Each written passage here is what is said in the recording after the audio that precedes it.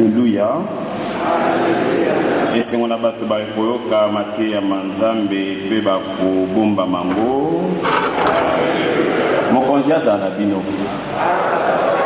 Sangoela molokola Santuluka komi.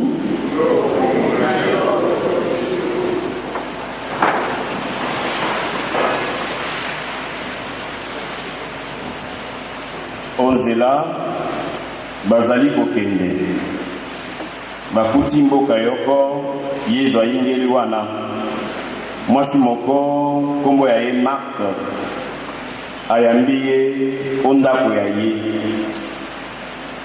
Mwasi wana azali na ndeko wa ye mosusu Marie. Ye aye kofanda pene na makolo mamokonzi oya koyoka maloba maye. Kasi Marthe azali koyoka mpasi na misala ndenge na ndenge misengeli na koyamba ye malamu. Yango wana alobi na Yesu mokonzi, ondimi te ndeko wa ngai atika ngai moko na mosala, loba na ye te asalisa ngai.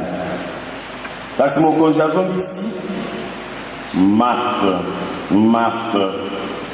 ozali motema likolo pe okangani na biloko mingi. Nzokande tosengeli na biloko mingi te, ata eloko yoko mpamba ekoki. Marie aponi eye eleki malamu pe moto moko akobotolo ye yango te. Lokumu na yo Baba Nzambe boboto, Baba Nzambe boboto, Bondeko, il est vivant, il est ressuscité, Nanyuana, Tobeteli Maboko.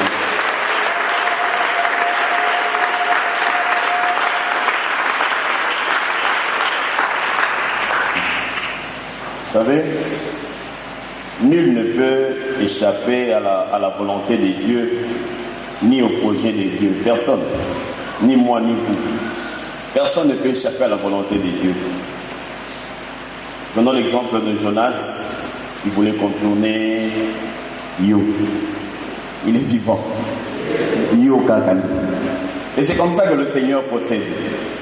Nul ne peut échapper à sa volonté, ni ne peut échapper à la conduite de Dieu. Mon côté, c'est que le Seigneur promet, il finit toujours par le réaliser.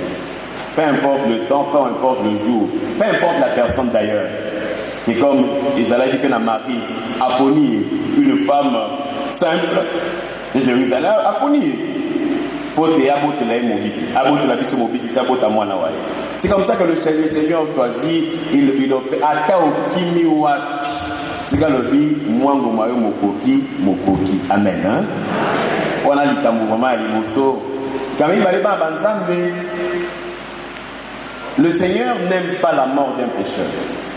Il veut que le pécheur se convertisse alors, qu'il lui revienne à bon la motema, à zonge la enzambe. Nzambe la omona liwa ya moto mosumu kite. Luka tokipe na somba lobi na biso a mokoloma. Siko tali masumu biso, nani osani, nani akobika moto moko te. Pelika mwamisa to ba banzambe zalite, ta parole est vérité et ta loi et délivrance. Le Seigneur n'aime pas la mort d'un pécheur. Ézéchiel chapitre 18 verset 32. Ta parole, Seigneur, est vérité et ta loi est délivrance de ma vie. Et moi, tout le monde dit Jonas,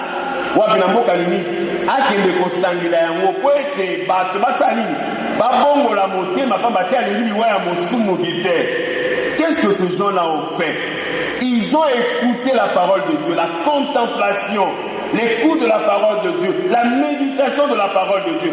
Pourquoi je vais dire la contemplation et écoute? Tout le monde a ça c'est fondamental. Contempler, action. Quelle est cette action? Balali nzala. bakili bikila balaki soki pilier tout ça pour être babongola motema. Ils ont jeûné. Oh le comment là jeûne. Eh, jeûne à 80 jours. Ce qui tata 80 jours, ce qui n'a tout ça, il est vivant. On ne jeûne pas pour jeûner. On jeûne en vue de quelque chose. En vue de la conversion. On a monté ensemble là. A osa la ba jeune. Tongo butu mo igot mabe. Ya kote kuna mabe. Ya koto mabe. Ya awa mabe. Asili si ba neven nyonso. Mais ce que otali bomo iboye. Na ba neven. Na mabolongo a chaka chaka. Ozomona. Il est vivant. Il est ressuscité. Na liwana. Maboka mwa na libamba nzambe. Moto moko a osa la salia. Toi, si tu as banni de la bouche, si tu as côté côté toi tu as côté, c'est pas mauvais, mais impact ton vie na yozawa. Que l'ancrage dans ta vie est à côté. Moi, je ne refuse pas que les gens prient, je ne refuse pas. Mais tout le monde habite là, Biango, l'envie de la conversion. Babi, na mokonzi amboka, na bibwele. Nabibole ba pense bango mboka mobimba ba continue le sambu ba bongo pe à la fin lui chacun s'est détourné de sa conduite mauvaise et de ses actes de violence. Ba bongo limité ba biga été boyete ba bandi bo moyibo asika. On ne jeûne pas pour jeûner, on jeûne en vue de la conversion, en vue du changement. Donc on semble la rapport on semble la tête toi ka mesi ya tongo ka ko kwa ka mesi ya tongo te mais tongo na bilembo ya misa ya tongo na mabota esika mosala esika mombongo na kati ya paroisse na kati ya masanga mabiso normalement nous toyaka il faut que dans nos communautés dans nos masanga tout le monde a quand même, tout le monde a que les problèmes ne manqueront pas, mais tout le monde a quand même élément, fruit, il y a conversion, ils ont boboto, ils ont esengo, nous sommes tous dans la masanga, nous sommes ensemble là, et les akaka, nous sommes dans la mabe, nous sommes fundana, nous sommes kosana, nous sommes yibana, il est vivant, il est ressuscité. Et on a un mois cercle vicieux. Et alors, comme le Seigneur n'aime pas la mort d'un pécheur, le Seigneur s'est rétracté. Il s'est habité dans le parce que la contemplation de la parole de Dieu, la méditation de la parole de Dieu et même l'action qui est la conversion qu'au bongola moté m'appelle le Seigneur s'est rétracté à Yokeli Bango Mawa. Il y a un moment là, Jésus a koloba na biso ba banzami na Matthieu chapitre 12 verset 38 à 41 koloba. Donc c'est l'exception du lembo. Et là on est l'exception. Et le moment là l'exception c'est Jonas. Jonas, parce que Jonas a annoncé tout simplement la parole de Dieu. Les gens ont écouté cette parole. Les gens, Bayoki pe balandi. Bino siko bozaina oyo aleki Jonas. La parole qui s'est fait chair. La prologue il y a Saint Jean et la parole s'est fait chair. Bozaina bozoyo kaye. Nini moko na monté mati. Amen. Il est moni boni. Ça m'a fait le mot. Yemoko la parole, les verbes s'est fait chair. Dans le temps où Jonas, Bayoki loba et bimina monoko à Jonas comme un prophète qui ne fait que apporter comme c'est ça le rôle d'un prophète, annoncer, dénoncer et renoncer. Il a annoncé la parole. Mais si nous avons lui-même Jésus-Christ, il est vivant, il est ressuscité.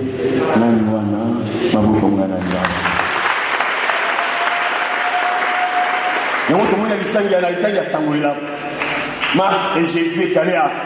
D'ailleurs, à Bethanie, c'est Marc qui va recevoir Jésus, qui avait sa soeur, qui avait aussi son frère Lazare.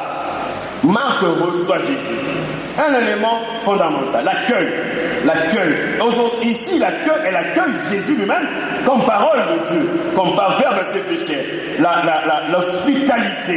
C'est là aussi une caractéristique pour le chrétien.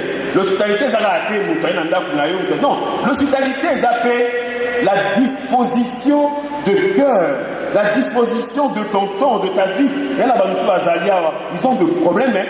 Ils ne savent pas à qui confier leurs problèmes. C'est dans le bitaka. Dans le bien, on a point. Il y a un mot comme un tata koto là. Déjà, il y a un limba mobimba. Il est vivant. Et moi, parce qu'ils ne savent pas à qui se confier. Et soyons de ceux-là, on va être disponibles à accueillir la parole de Dieu, accueillir aussi les autres. Cette disposition de cœur, cette disposition de vie. Vous allez attaquer la vie. Quand vous avez sur le Camerounais, il te fait confiance. Bomba yango pete. Bomba yango. C'est là fait grâce à bomba la likamu. Likamu moto. Motema moto. Il faut d'ailleurs, il faut appeler moi Sandou. Sandou comme malam. Vous allez regarder que baye sur likamu. Et après, lorsque je dis, amen. On les a moins en parenthèse, on appelle cela mon bouquet. Il est vivant. Il est ressuscité. On a le bien, mais oui. On le va qui pour nos bananes, nous pour pour la nuit. Nous n'aurons pas soif. Il est vivant. Bobodo. Natika. Bon, il a même ça. Il est vivant. Ayambi et Payaye. Ayambi et Aye. Alors, nous autres, ils ont Marc, apôtre Misala, ce qui n'est pas mauvais. Et des fois, nous entrons dans le travail sans pour autant demander le service d'autres personnes. Et on veut toujours incriminer les gens. Non, il y a mis ça. Non.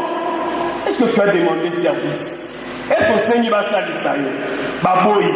Des fois, on dit non, Marie et Marthe, pourquoi on parle de la mais moi, il est Marie a Bonia. Il néglige pas le service de Marthe. Azabé pour encourager Marie à la goïgoïté. C'est pas ça. Marie, elle a choisi la meilleure part qui ne lui sera pas enlevée. Alors, il y a deux mouvements. Comme j'avais souligné au début, il y a la contemplation de la parole de Dieu. Il y a l'accueil de la parole de Dieu, qui est Jésus lui-même dans l'évangile.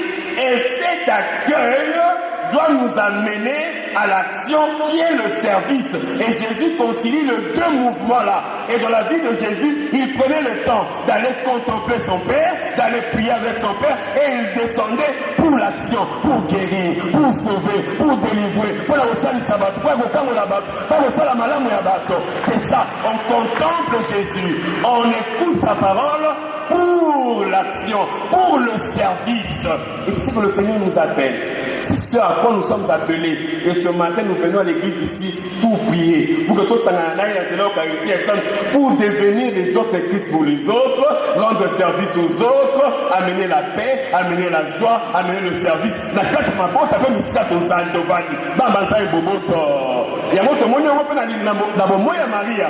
Maria.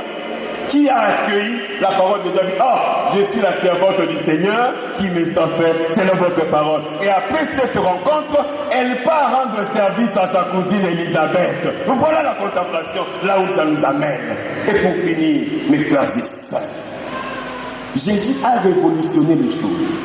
Et pas Bahuda, ce ne sont que les hommes qui se mettaient au pied d'un maître pour écouter le maître. Mais Jésus vient révolutionner et c'est Marie qui va se mettre à ses pieds pour l'écouter, pour dire quoi? Et les hommes et les femmes, nous tous, nous sommes des disciples de Jésus-Christ. Bien que Marie était la mère de Jésus, Marie était aussi la disciple de Jésus-Christ.